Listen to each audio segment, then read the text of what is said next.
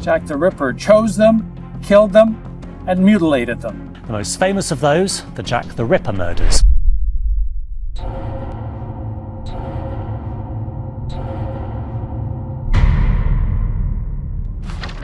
For 137 years, the most famous killer in history had no name, just a shadow over the streets of Victorian London. And 5 murders no one could conclusively pin on anyone. Then, a businessman bought an old silk shawl at auction. He was told it had come from one crime scene, and more than a century later, stains still marked the fabric. So he had them tested for DNA. What came back appeared to point somewhere investigators never could, to a specific person, a man whose name had actually appeared in the investigation. The businessmen said the mystery had finally been solved, and headlines around the world repeated the extraordinary claim. After 137 years, had DNA finally named Jack the Ripper? Except there was a problem. Scientists who examined the evidence began questioning the shawl itself. Not simply what the DNA showed, but where the shawl came from in the first place. Because before DNA can tell you who touched something, you need to know that something actually came from the crime. And with this shawl, that question becomes surprisingly complicated. But to understand why, we need to return to 1888, to the murder supposedly connecting this shawl to Jack the Ripper. The story begins on September 30th, 1888. Catherine Eddowes was found murdered in Mitre Square, London. Her death occurred during the terrifying series of Whitechapel murders. The killer was never conclusively identified. Over the decades, dozens of possible suspects have been proposed, but one name genuinely appeared in historical police records: Kosminski.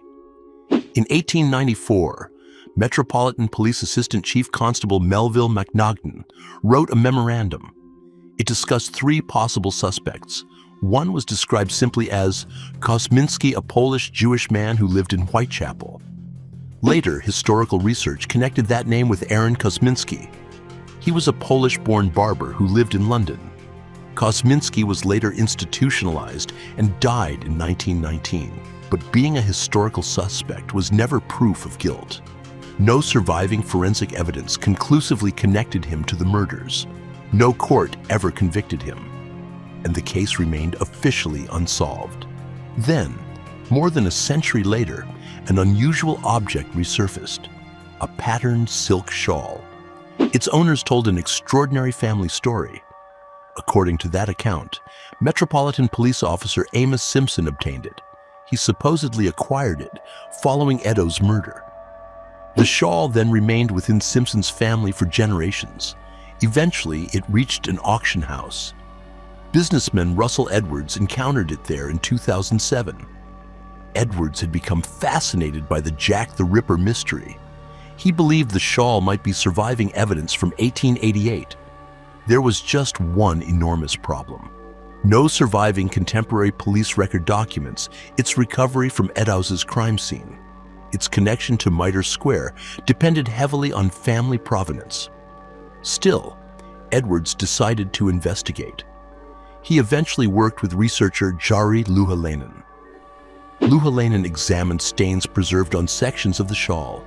Their attention eventually focused on mitochondrial DNA. Mitochondrial DNA follows the maternal line. That makes it useful when investigating distant maternal relationships. Researchers compared DNA recovered from the shawl with reference samples. One came from a maternal line relative connected to Catherine Eddowes. Another represented the maternal lineage associated with Aaron Kosminski. According to Louhelainen and co-author David Miller, both produced matches. Suddenly, the shawl appeared to connect 2 crucial names: Catherine Eddowes and Aaron Kosminski. In 2019, Louhelainen and Miller published their analysis. It appeared in the Journal of Forensic Sciences. Their paper reported mitochondrial DNA profiles matching the corresponding reference samples. The researchers argued the findings strengthened the shawl's connection to the crime. For Edwards, the conclusion went much further. He publicly argued the evidence identified Aaron Kosminski as Jack the Ripper, and it is easy to understand why that claim exploded. A genuine historical suspect. DNA connected to his maternal lineage. DNA connected to one of the victims. All apparently preserved on the same mysterious piece of fabric. Had modern forensic science finally solved this infamous Victorian mystery? For a moment, the pieces appeared to fit, but when experts examined them more closely, the picture became much less certain. The first problem was one that forensic investigations usually cannot afford. No reliable chain of custody existed. The shawl was not documented among items recovered from Catherine Eddowes. Its connection to the murder instead comes from a family story.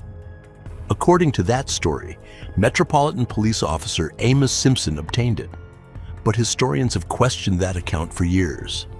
Mitre Square fell under the City of London Police. Simpson belonged to the Metropolitan Police's N Division. Researchers have found no contemporary record placing him at the scene. Was this shawl actually there in 1888? No one has conclusively established that it was. Then there was another problem. For more than a century, the fabric passed through different hands. It was stored, displayed, photographed, and handled without modern forensic precautions. That matters when analyzing extremely old genetic material. Every person touching an object can potentially leave biological material behind. Experts also noted contamination could not simply be dismissed. So finding mitochondrial DNA creates another question. When did that DNA actually get there? And that leads to perhaps the most misunderstood part. Mitochondrial DNA is not an individual genetic fingerprint. People inherit their mitochondrial DNA through their maternal line. That means maternally related people can share the same profile.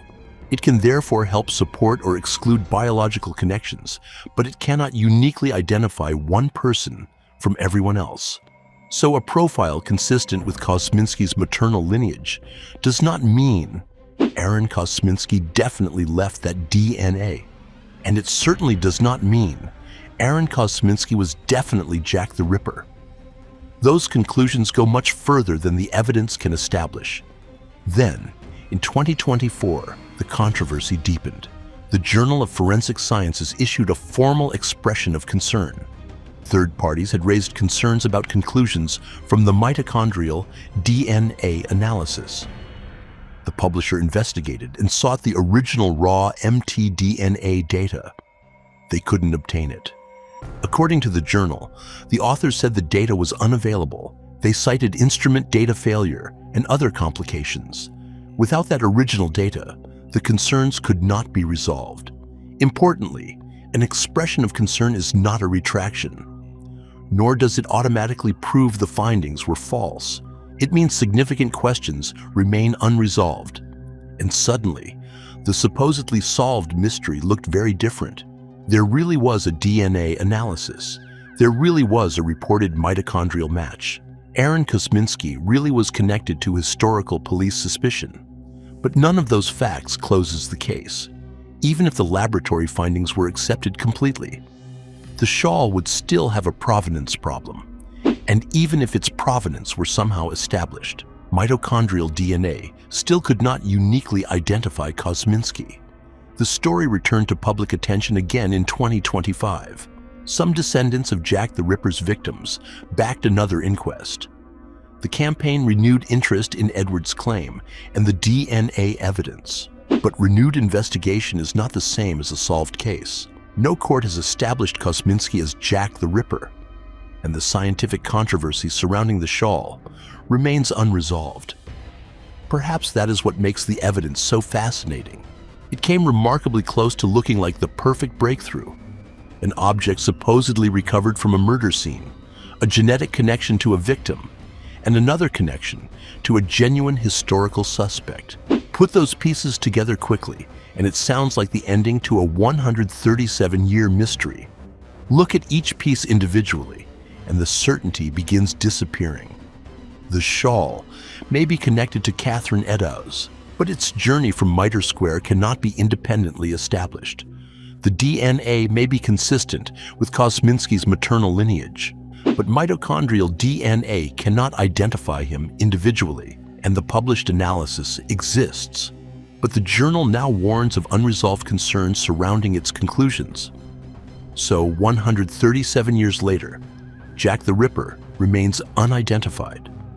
The shawl did not provide the simple answer headlines promised. Instead, it left an even stranger question.